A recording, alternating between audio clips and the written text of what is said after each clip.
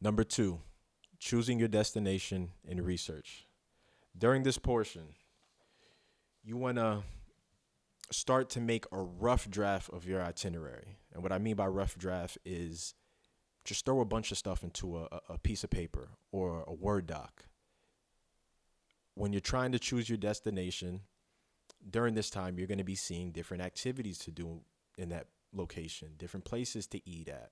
You might be popping up and seeing different modes of transportation, which are best to use.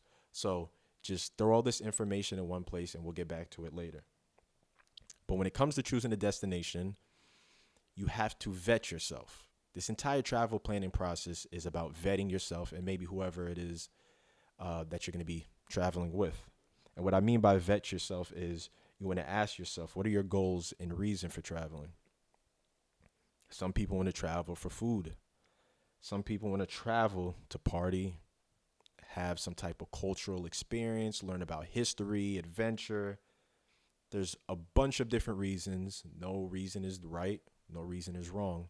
However, you have to be honest with yourself and know exactly what are you traveling for. Once you answer that question, you can possibly cancel out certain locations. If you tell yourself that you don't want to go to any tropical locations, then boom, you can just X out the entire Caribbeans. Okay? There's so many different places in this world to travel to. So much it kind of gets overwhelming. So just create a checklist for yourself. And the first thing you need to do is just ask yourself, what is the goals and reason for traveling? And once you know that, then you will start to figure out how far in advance should you start planning your trip. For each location is different depending on where you're traveling to and from as well. So, for example, me, myself, I live in New York, and my first trip ever was traveling to Southeast Asia. That was part of my first trip. I gave myself about 6 to 8 months, bare minimum. I believe it was closer to 8 months of planning my entire trip. The reason being, and we're going to talk about this more when it gets to flights, is it gets easier to save the most amount of money the more time you give yourself. If you have the right steps in the travel planning process, which we'll speak about more. Okay. And you have to know that if you're a person who's going to be traveling to multiple countries, those of you who follow me know I country hop a lot. I love to spend 4 days in one country, 3 days in the next, 4 days in the next one, 5 days in the next. I country hop a lot. So it's important to know you have to pace yourself.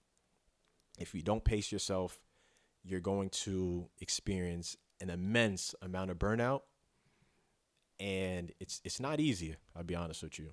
It's definitely much easier to just pick a location and stay in that one place, but I definitely recommend people to country hop because you get to see so much more, obviously. But if that's not the pace that you want to travel at, that's fine. There's no right way to do it, okay? So just ask yourself, how long do you want to stay at each location?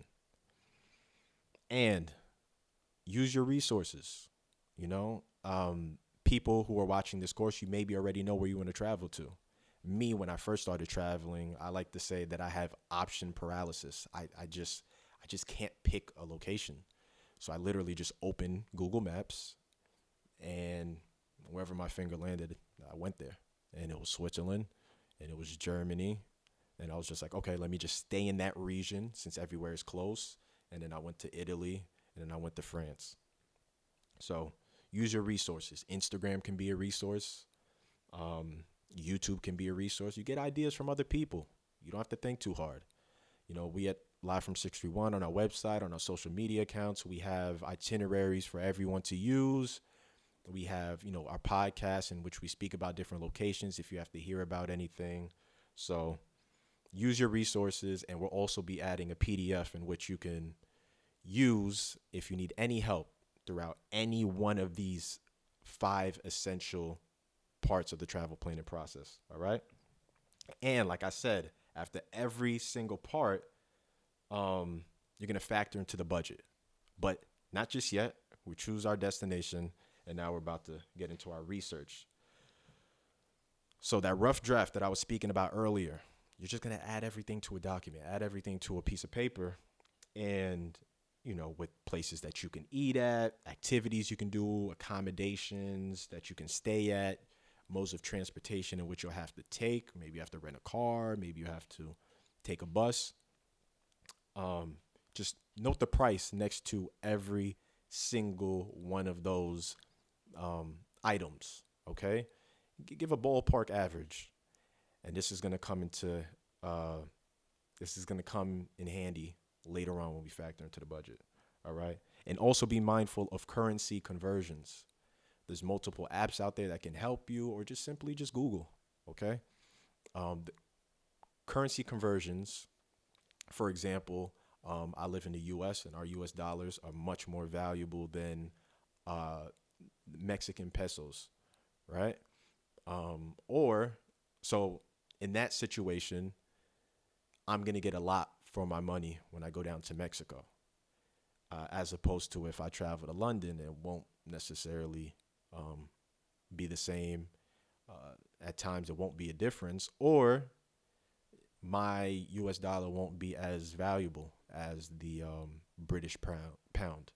Okay, so know the currency conversions before you write everything down on this rough draft itinerary, so that you know what price you're sitting at. Okay.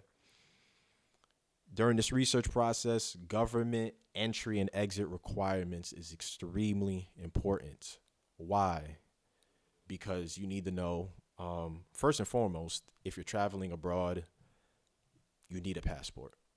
You need a passport, and you need to know the amount of time it takes in order to your passport to arrive once you send out your application. Don't just listen to what the post office says. At different points of the year, this might change depending on volume and the amount of people who were traveling that year. So make sure you get on your government websites, your state websites, and know wherever you're sending out your passport or getting a visa, that you're doing this in a timely manner. And like I said, we give ourselves, if we're traveling abroad, about 6 to 8 months of planning. This is an ample amount of time, so you shouldn't have any issues with this. Another example of government entry and exit requirements, maybe you're going to another country and you need to get certain vaccinations before doing so. I forgot what country it was, but I needed a yellow fever vaccine, and it cost me $300 to get a vaccine. Was I happy about this? Absolutely not. But it's just what is needed. And I was mindful of this before going, so that once I got to that location, I didn't have any issues. Because believe me, a lot of these countries do not care whether you forgot something or not. If you do not meet the requirements, if you do not get a visa, you will not be allowed in. And nobody wants to plan for months just to be denied entry because of your lack of research, okay? Do not run into that issue. We're on our phone 24/7. Just constantly, do your research, all right? And do your research on high season versus low season. This is a big thing to take into account, because this can change your experience in whatever country it is that you're traveling to. For example, and I want to say this more to my U.S. crowd, okay? We are extremely ignorant when it comes to how other places on earth go about living. What I mean by that is, just because it's summer for us does not mean it's summer somewhere else.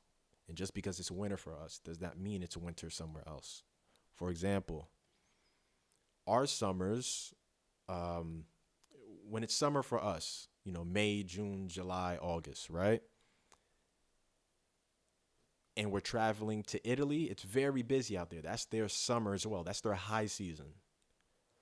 August in South Africa is not their high season. That's their low season. And I believe, correct me if I'm wrong, I might get this wrong. I think January, February is South Africa's high season.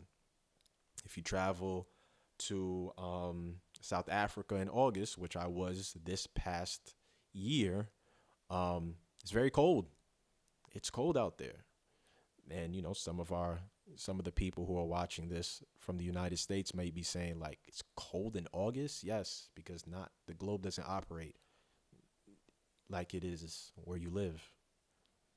That's why it's important to get out there and travel and be aware of these things. We want to learn, right? We want to learn. And again, you want to use all your resources. I'm going to say this again. We have our PDF linked to this travel planning course in which you can download and get helpful tips and, just websites and apps that you can use during each section. And then you can always ask us questions. Contact information is at the bottom of the screen. Okay.